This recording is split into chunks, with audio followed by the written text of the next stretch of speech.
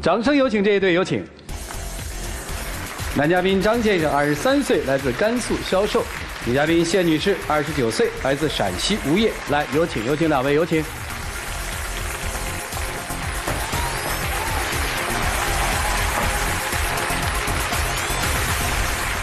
欢迎两位哈。据说是在单位里认识的，是吧？是的。谁追的谁呀？是我刚开始追的他。哦，追的他。你追他的时候知道他比你大吗？知道。那会儿你多大呀？那会22左右。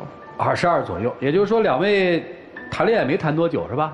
谈了1年半左右。哦，1年半左右。今天为什么来呢？今天是他要来。来干嘛？主要是我们商量好最近结婚的，然后他现在突然对我特别冷淡，然后我就不知道为啥，我就想过来问一下他到底跟我结婚不结婚了。哟，这是逼婚的意思啊？怎么回事？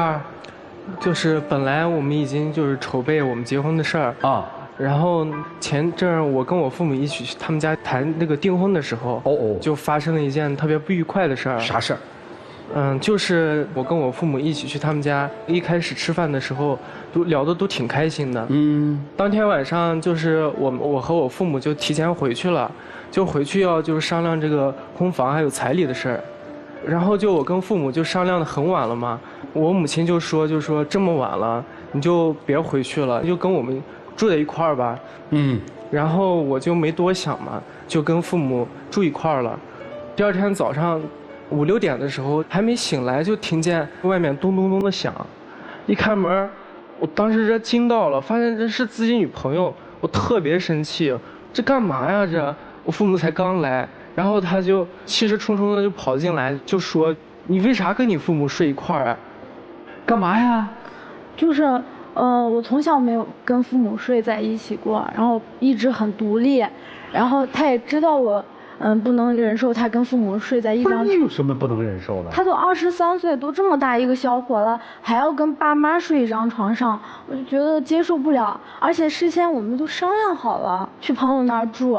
然后晚上朋友打电话给我说没有过去，然后我给他发微信他不回，打电话也不回，然后我就着急。但是这事儿没什么影响嘛，也不影响感情嘛，怎么了呢？主持人这事还没完哦，没完啊。就是他进来的时候对我声音特别大，然后我母亲就醒了嘛，醒了就好声好气的问他，就说怎么回事啊？有什么事儿你跟我说说呗。他不但没理我妈，还对我推推搡搡，一直冲我吼，就是说你为啥跟你父母睡一块儿？然后我妈就觉得他特别不可理喻，我妈就回了一句：“你这姑娘怎么能这样？你怎么这样对我儿子啊？”她倒被我妈这一说更急着了，说得更厉害。她就跟我妈说：“我就是这样一个人啊。”她就对我妈这样说话，等于跟未来的婆婆吵起来了，是这意思吧？是。但是就是特别委屈，然后就觉得没办法接受。这有什么不能接受的呀？就这么大一个小伙子，睡在爸妈一张床上。就有点接受不了。哎，我的天哪！就因为这个事儿，我爸妈特别不开心，就想回，就说特别生气，等于被女方慢待了，是这意思吗？对呀，然后就说让我也别在这上班了啊，就跟着他们就一起回去，正好家里有份工作，我就跟着我爸妈一起回去，我当时也特别生气。你回老家了？我回家那边上班了，亲没提成，未婚夫还要跑，后悔吗？后悔，最后也跟父母道过歉了，确实是我不对。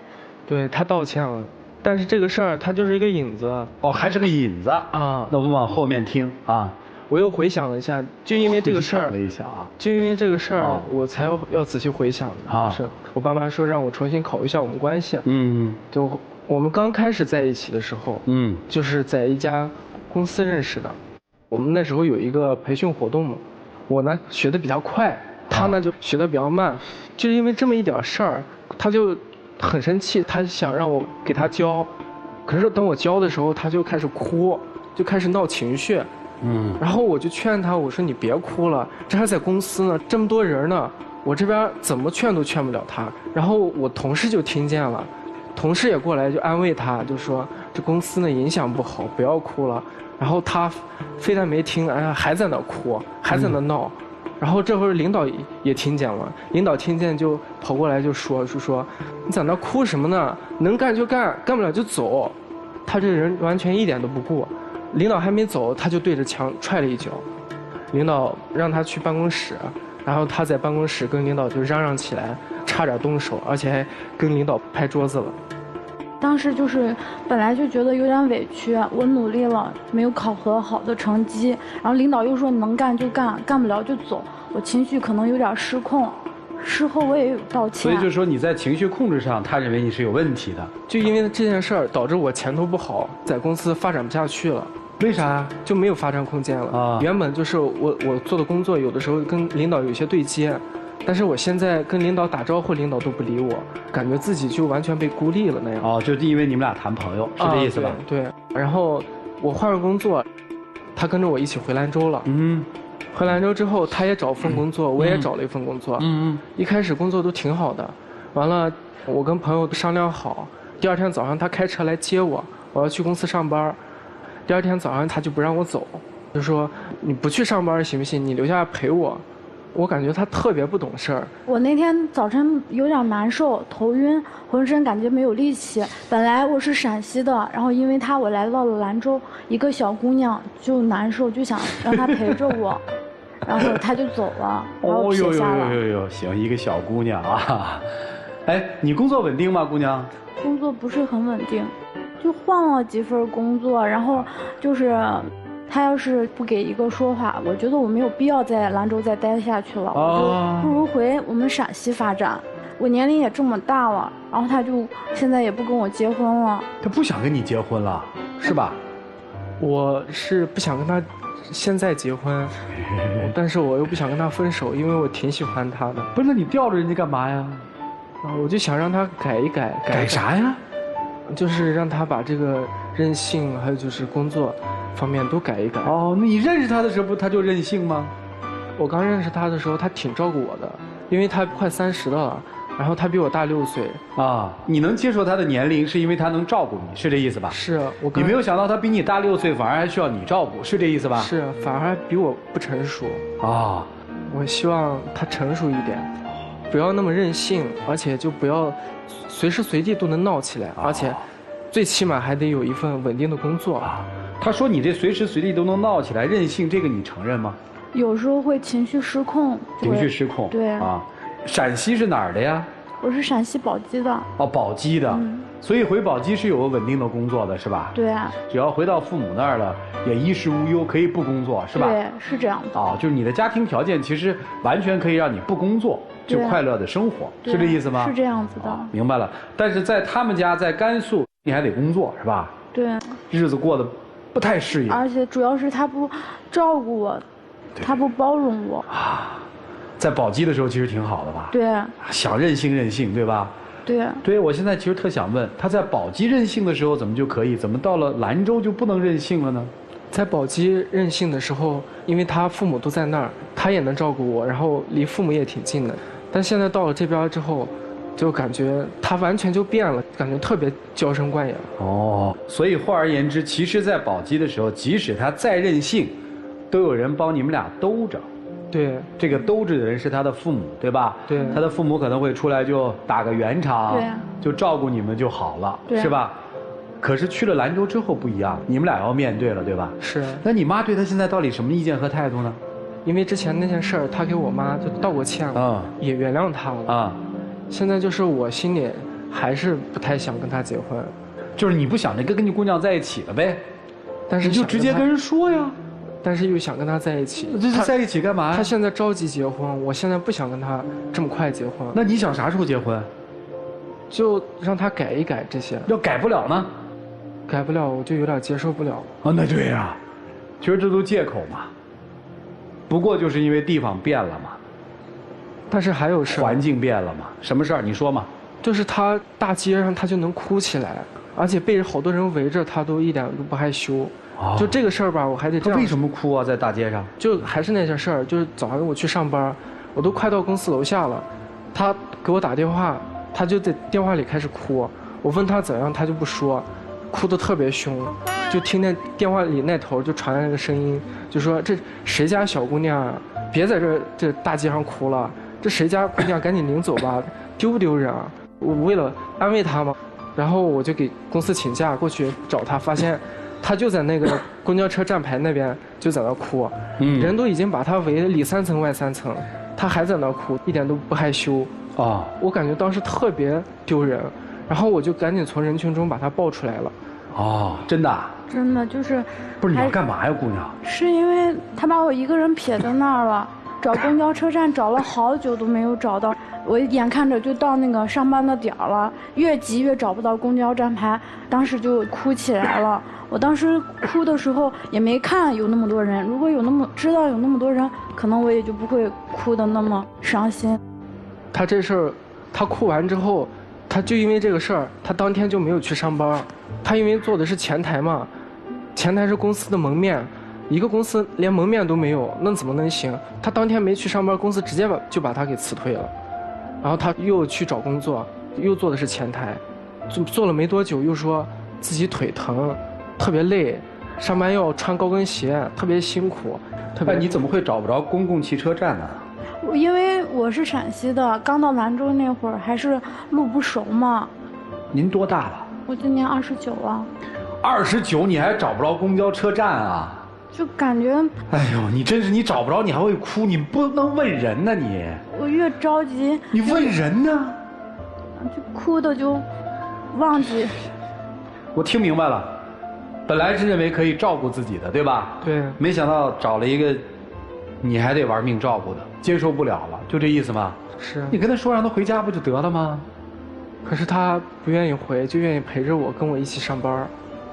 哦，不想回去了。跟他在一起1年多了，其实是除了有感情了是吧？分不开了是吧？是。其实说白了，并不是不知道人家什么意思，是这意思吧？是啊，所以我今天就想来这搞清楚。哦，那不是你不是很清楚他的意思了吗？如果他对我特别绝情的话，那我就考虑一下，我看要不要回陕西。我就想让他今天给我一个态度。平常他是模棱两可、含含糊糊是吧？对。接下来我们看看老师们怎么分析吧，看看这对年轻人应该怎么应对生活里的点麻烦吧。一起进入丘比特问卷。来，这个快30岁的小姑娘啊，我先来跟你讨论一件事情，就是她跟她父母睡在一个房间里，哪里让你特别不舒服？你跟我讲一下。就是他都这么大一个小伙子了，要跟妈妈睡一张床，跟妈妈睡一张床。对。他从妈妈肚子里生出来的，小的时候一直喝妈妈的奶，怎么不能跟妈妈睡一张床？都这么大了。我告诉你，不要说他20几岁，他40几岁、60几岁，在妈妈的眼中永远都是孩子。你特别容易钻牛角尖儿，你知道吗？而且你钻进去以后，你完全没有办法掌控周边的环境。对。你告诉我，你1年之内换了6份工作，你觉得是因为什么？就觉得不合适。工作不合适你，还是你不合适工作？更多的可能是我不合适工作吧。你说的太对了，你不合适工作。你的人际关系严重的不和谐，和你的领导不和谐，和你的同事不和谐，和你未来的婆婆不和谐，现在和你的男朋友也不和谐。当你和周边所有的环境都不和谐的时候，问题出在哪里啊？出在我自己。所以你自己的这个思维方式要去进行调整，你需要把自己融合到这个社会当中去，用一个快30岁人的思维方式。只有5、6岁的小孩子找不到公交站才会蹲在马路上哭，再大一点8、9岁的孩子会去问警察叔叔，再大一点的孩子可能就会问周边的这些长得面善的叔叔阿姨，再大一点的人会用百度地图。就像我方向感特别差，我4个方向我都找不到的那种人，我也不会站在马路中间哭，我会在自己去想办法解决这一切。你不会，你见硬就回，无论在工作上还是在情感上，只要看到一点点挫折，我立刻就缩回来逃跑。所以你自己不长大不独立，谁能帮得到你呢？这是你自己要做的一个心理建设。男生，你今天就给个痛快的，快刀斩乱麻。你要是能包容他，你就娶了他。你要是不能，你就直接给句痛快话，你说你回老家吧，别拖着。所以我觉得男生今天要给一个态度，到底该怎么着怎么着，好不好？最后给女生一句，就是控制不了自己的情绪的人是没有办法控制自己的人生的。祝你们各自幸福，谢谢。你有一个人出去旅行过吗？有。你一个人可以出去旅行吗？没问题吗？可以，没问题。找得到公交车站吗？找得到。其实你是能找到公交车站是吗？对。你只不过是那时是因为委屈，对，没有仔细的去找，对吗？对，特别着急。其实我听出来了，还是因为情绪的问题，就完全是情绪无法自控。但是你的情绪无法自控呢，确实不是性格使然，而是家庭教育导致的一个能力的缺失。我给你归纳一下3个能力的缺失。第一个叫社会生存能力的缺失，第二个叫情绪管理能力的缺失，第3个叫人际关系处理能力的缺失。你们俩站在台上，其实我们几个人交流的时候，我们的意见基本一致，就是这不是一个孩子，这2个孩子，年龄大小有区别。你可能6岁，他可能9岁，你也是个孩子。我跟你说，你千万别以为哎我怎么样，因为你明知道他是这样的人，你一点也不想照顾他。他呢，天天想着你必须照顾我，他把照顾当成天经地义。你呢，把你年纪比我大，你应该照顾我当成天经地义。最后你们2个人缺的是有一个统一的照顾你们的人，你们俩雇一保姆就完了吗？照顾你们2个人，是不是就可以很好的过下去了？现在的父母啊，对孩子的照顾过于无微不至了，以至于一点的挫折都没有。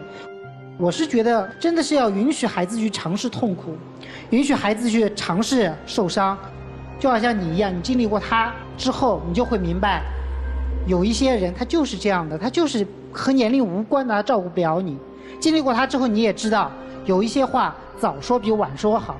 等到他真的30多岁，你再跟他说我们不合适的时候，你看他跟你玩命不玩命？你现在觉得你承受不了这个责任，过3年之后你更承受不了这个责任。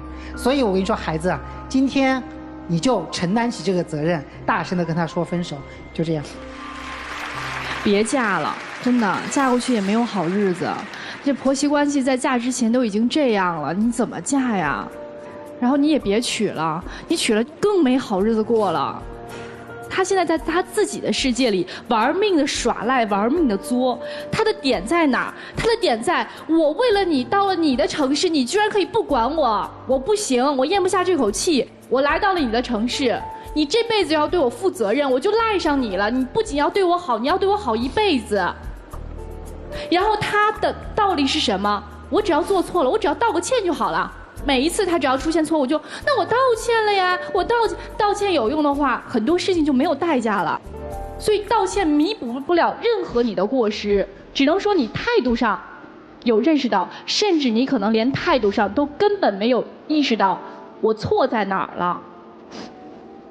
包括你可能到今天都没办法理解他跟他妈妈睡在同一张床上这件事儿，这就是他的价值观，他的人生观。所以你如果能够接受认同的话，你就继续往下走；如果你接受不了、认同不了，马上赶快转身。所以，劝所有的女孩子不要盲目追随一个男生到一个陌生的城市，除非你有这个能力在这个城市生活。我不是为了你来这个城市的。所以，姑娘先成长，再去想结婚的事情。而且最重要的是，别活在自己的世界里，咱们活得稍微独立一点。我觉得你可以的，别再耍赖了。好，最后吃亏的是你自己哈。谢谢。你觉得你骄纵吗？有一点吧。你觉得你骄纵的资本是什么？没有想过。刚才说你在找不到公交车站的情况下坐在地上大哭，于是男朋友的电话那头传来说，这小姑娘怎么就赖在地上哭成这样，赶紧弄回去吧。你喜欢别人叫你小姑娘吗？喜欢。这就是你骄傲的资本。你一直觉得自己长得很年轻，颜值还可以，所以在你的潜意识当中，你的所有的耍赖都是可以被原谅和包容的，所以你才会这样去做。对吗？有一点吧。如果哪天你脸上已经沟壑纵横了，你可能也就老实了。你很没有眼力劲儿，知道吗？一个女人要懂得，你在撒娇的时候，男人是在忍耐，还是在包容？包容是快乐的，忍耐是痛苦的。忍无可忍的情况下，也就不需要再忍。你懂吗？懂。其实你没有你自己想象的长得那么年轻。虽然乍看一眼你好像也就像个小姑娘，但是其实仔细的去看一看，你不年轻。按道理来说，经过了伤害的女人会成熟起来，经过了数次分手之后，你应该早就长大了。但是为什么你没有长大？第一，每次分手之后，你总是会回到爸爸妈妈温暖的怀抱，他们会告诉你没关系，孩子，还有我们。第二，就是你每次都那么幸运，还能找到一个至少在前期能够很好的包容你，虽然到了后期都忍受不了。所以如果你再这样下去的话，你即便跟他分了手，你还是会找到一个在最开始喜欢你撒娇的男人，而到了最后又甩你而去，你就会重复这个步骤。你愿意走到那一天？我不愿意。所以即便你这辈子改不了骄纵的个性，我请你老实一点。29岁没有必要因为年龄大了就非要结婚，让一个不愿意娶自己的男人一定要负责自己的将来。但至少你可以让自己的生活过得本分一点。29岁的年纪做29岁的事情。咱今天能不能自己先回宝鸡，过自己的生活，有自己的工作，尝试着自己养活自己，安抚自己的情绪。其实在那样的情况下，其实你会觉得很舒服，很自由，好吗？你要记住，女人在你面前的撒娇和骄纵，你是要付出代价的。不是所有的男人都一定能够宠着一个任性刁蛮的女友，至少你没有这样的心智，也没有这样的能力。既不要渴望自己可以无限度的去包容别人，也不要想象有一个女人可以无限度的来照顾你，好吗？好，待会儿道个歉，让她回家去了。再见。都别闹了，你回宝鸡，你今天跟人说个实在话，其实我早就不爱你了，我早就忍耐不了了。两人都等于揣着明白装糊涂嘛。你就是，反正我再赖一下，他说不定就娶我了。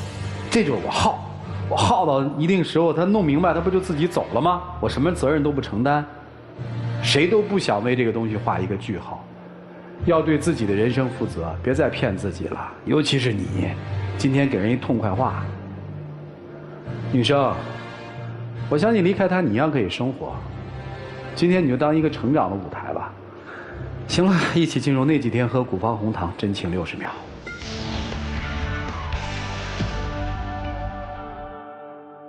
其实我真的不想跟你在一起了，虽然我们在一起这么长时间了，但是我感觉跟你在一起，你完全就长不大，感觉对自己不负责任，也对我不负责任。我跟你感觉都看不到以后了，感觉跟你在一起一点希望都没有，你太幼稚了。我会改的，我会慢慢长大的。等你长大，我都已经到什么时候了？很快的。我就希望你能够现在就改，起码得有一份稳定的工作吧，起码不要那么任性吧。我以后不任性了，就希望你多照顾我一点，多体贴我一点，就像刚开始那样。你都这么大了，我照顾你啊。你是男生吗？哎呀，秦亮灯，都不喜欢了，还谈什么照顾，还谈什么改变呀？两位请回吧，谢谢。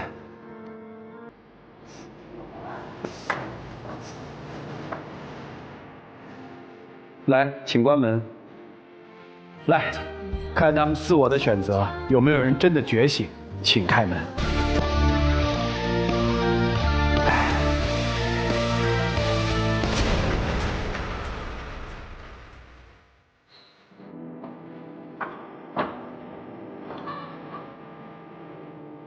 就是我今天来这里，也算是一次成长吧。就是放手，也许他会幸福，然后我让他幸福就好，然后我慢慢成长我自己，然后我愿意回去。好，谢谢这姑娘，谢谢你的成长，谢谢啊。来，请回，请回，请。